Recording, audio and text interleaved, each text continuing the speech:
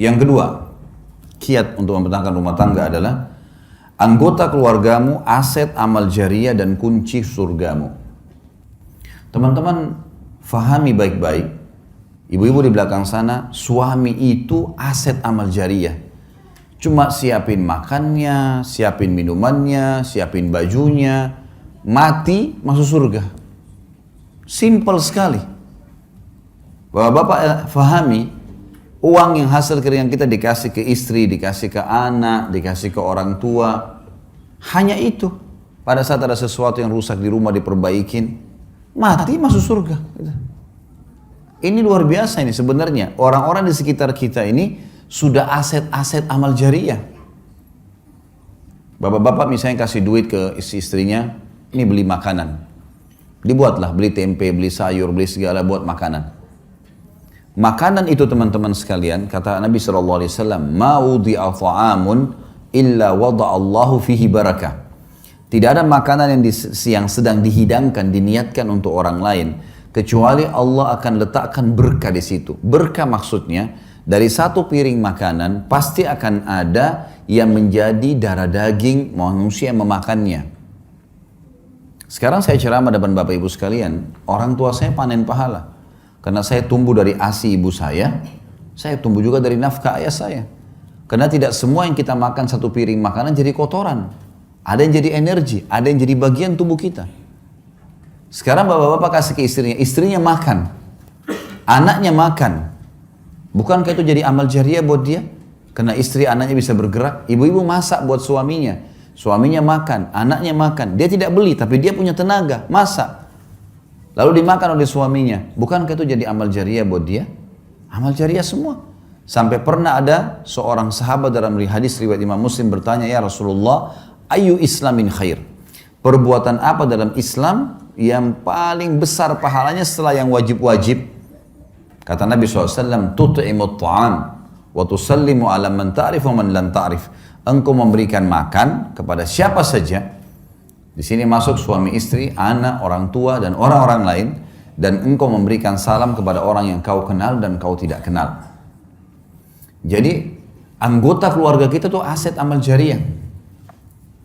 Bapak-bapak misalnya masalah duit, nafkah. Nanti kita akan bahas itu di poin selanjutnya tentang masalah hak dan kewajiban. Kita disuruh berikan uang, hasil keringat kita. Nafkah itu sesuatu yang kalau tidak dikasih, roda kehidupan gak bisa jalan. Jadi ibu-ibu bisa beli makanan, air, makan, listrik, ya. Sesuatu yang memang harus ada. Kalau enggak, maka tidak berjalan roda kehidupan. Itu namanya nafkah. Kata Nabi SAW, dinar yang engkau keluarkan untuk fakir miskin, dinar yang engkau keluarkan untuk pembebasan budak, dinar yang engkau keluarkan untuk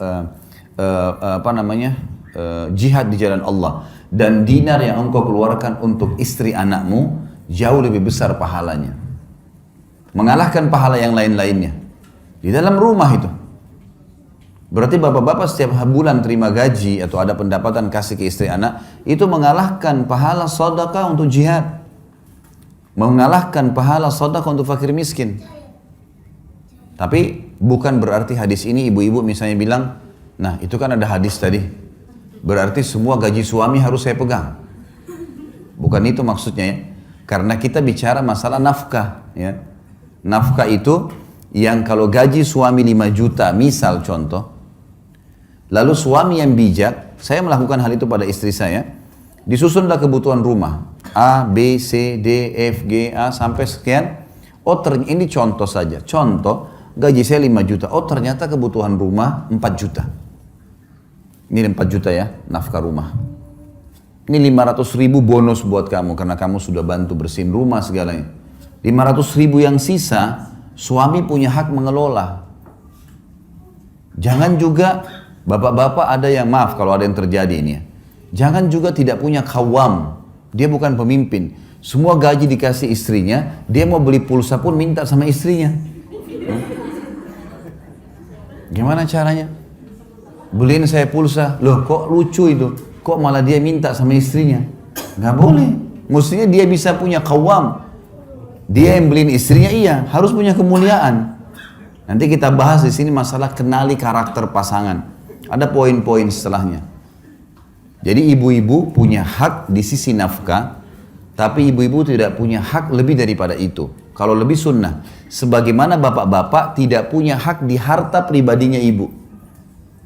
Misal ibu-ibu di sini ada sebelum nikah sudah punya usaha, atau setelah nikah dapat warisan dari orang tuanya. Tidak bisa suaminya bilang, kamu kan sudah 10 tahun saya nafkahi, ini dapat warisan 200 juta bagi 2 ya.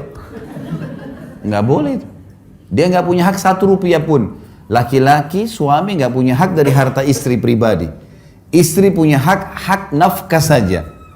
Lebih daripada itu sunnah, bukan kewajiban. Ini nanti kalau memahami secara benar, seperti batu bata yang kita letakkan di tembok bangunan, maka akan rapi kalau benar semuanya. Tapi yang jelas, sekarang kalau laki-laki mau menjadikan aset amal jariah, apapun hasil keringatnya diberikan kepada istri anaknya adalah sedekah yang paling besar. Wanita misalnya, ibu-ibu di belakang sana. Apa kata Nabi SAW? Kata kunci sederhana masuk surga. Wanita, istri manapun yang menjaga 5 waktu sholatnya, kemudian berpuasa Ramadannya. Ini nggak disebutin sholat sunnah ya, sholat wajib saja dulu.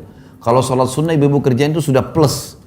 Sholat 5 waktu, azan langsung sholat, subuh sampai isya. Kemudian yang kedua tiba Ramadan, puasa Ramadan, belum dimasukkan puasa sunnah.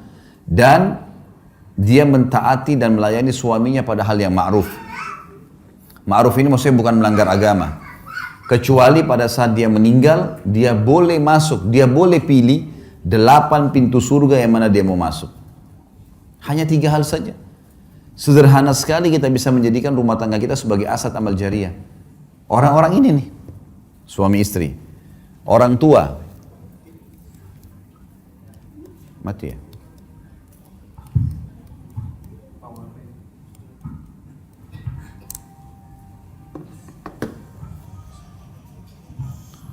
Orang tua kita misalnya, orang tua di rumah, tinggal kita berbakti dengan mereka, berikan mereka sesuatu yang terbaik, gitu kan? Ini di rumah tangga, keluarga kita. Maka kita sudah bisa panen surga. Allah menjadikan bakti dengan kedua orang tua setelah iman kepadanya. Anak-anak, lahir kita nggak bisa milih, sebagaimana orang tua nggak bisa kita milih. Saya nggak mau ibu ini, saya nggak mau ayah ini, nggak bisa. Kita lahir ini ibumu, ini ayahmu, seburuk apapun mereka. Begitu juga anak yang lahir, begitu keluar laki-laki, perempuan, sehat, sakit kah, apalah, ya, warna kulitnya seperti apa, paras wajahnya, lahir ini anakmu. Dan semua digantungkan variabel hak-hak dan kewajiban di sini. Sekarang anak-anak bisa jadi aset amal jariah, mengajar mereka jalan, mengajari mereka kalimat-kalimat, memberikan nama yang baik, selama nama itu dipanggil, selama mereka bisa jalan, semua jadi amal jariah.